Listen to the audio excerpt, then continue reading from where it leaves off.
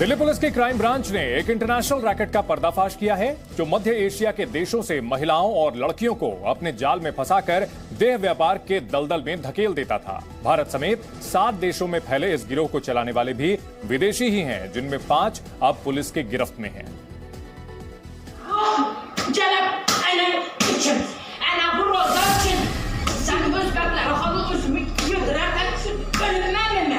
गुस्से में पागल ये महिला और उसकी लात खाकर रोती गिड़गिड़ाती ये लड़की दोनों विदेशी हैं।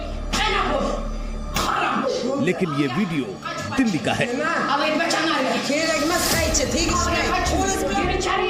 इन दोनों की भाषा आपको शायद समझ में नहीं आ रही होगी, लेकिन इस वीडियो के पीछे की कहानी सुनकर आपका दिल कांप जाएगा।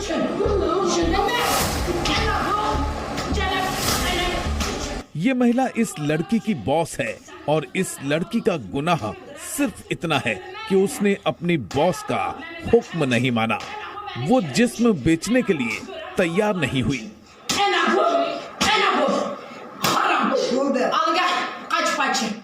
ऐसा सिर्फ एक लड़की के साथ नहीं हुआ,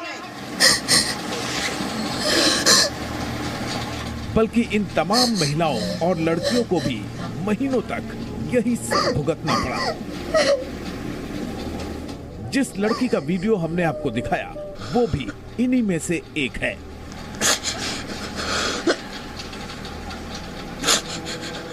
ये 7 महिलाएं और लड़कियां मध्य एशिया के देश उज्बेकिस्तान की हैं, जिन्हें होटल में काम दिलाने का झांसा देकर पहले दुबई और फिर वहां से नेपाल लाया गया। नेपाल से यूपी और बिहार का बॉर्डर पार करके उन्हें दिल्ली पहुंचाया गया और दिल्ली आते ही इन्हें जिस्म के बाजार में गुलाम बनाकर बेचने का सिलसिला शुरू हो गया। Nepal side come in, my passport taken, after back not given. My set liar token, India side come in. She's Uzbekistan से क्यों लाए थे नेपाल? नौकरी का बोलते हैं? Dubai side. Dubai side, I am coming Dubai side. Uzbekistan side taking my passport. After back not given. My set liar token, Dubai side work like this token. After coming India from Nepal. You telling boss I want to go home? Yes, I am telling. No, not possible. You working like this token. They also beat? Yes, my setup are giving. Fighting. Yes. And passport not giving. Boss, who boss? Maral. My country Uzbekistan. I am coming Nepal. My passport taken, boss. After not giving back.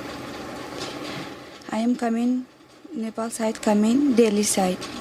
After my boss before telling, you baby help me. My baby tabiat not good, you help. I am giving money telling. After I am coming another work. I am too much crying, too much fighting. I am not working telling. My boss majburi working. Passport no giving. You go where going? Passport my side telling. 3 months I am working. My mother too much tabiat not good. Hospital side going. I am telling both side. Please, my passport giving. I am going country. My mother tabiat not good. My boss my side telling. You side balance if you not going. You working telling. I am majburi working. मानव तस्करों के चंगुल में फंसी इन महिलाओं का passport और travel documents भी छीन लिए गए। बिना पासपोर्ट वीजा के पुलिस की मदद मांगने पर जेल जाने का खतरा था, इसलिए लगभग 7 महीने तक इन महिलाओं ने मजबूरी में अपना जिस्म बेचा। इनमें 3 लड़कियों ने हिम्मत दिखाकर उज्बेकिस्तान के दूतावास से संपर्क करना चाहा, तो उन्हें वहां से भी खींचकर वापस उसी दलदल में पटक दिया गया।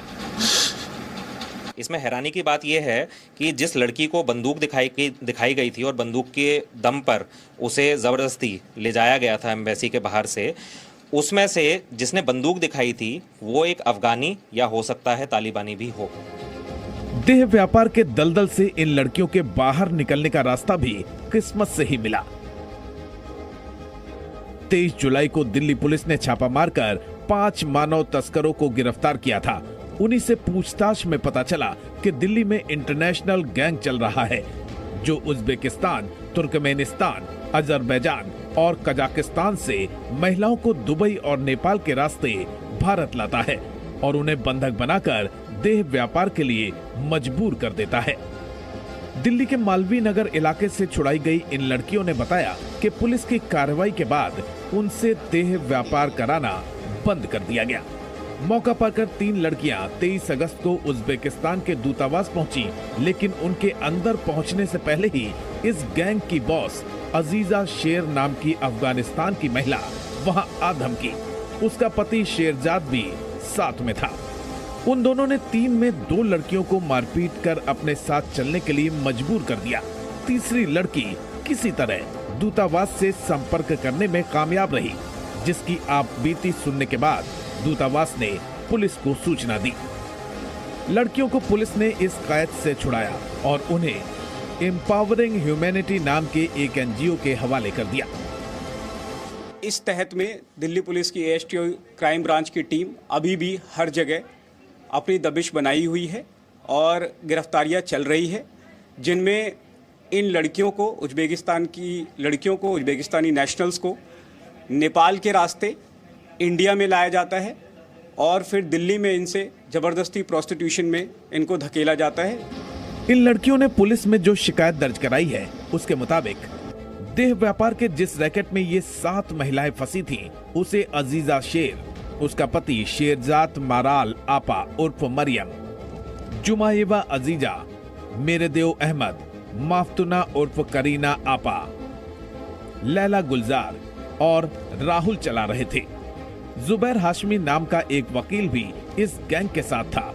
इन लड़कियों को दिल्ली के अलावा पंजाब के लुधियाना में भी देह व्यापार के लिए भेजा जाता था। एफआईआर में यह भी बताया गया कि इन लड़कियों का लुधियाना और दिल्ली के अस्पताल में गर्भपात भी कराया गया।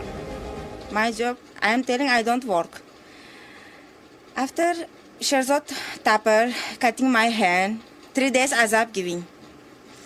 I am majburi working this job. I am working 5 months. I pregnant coming.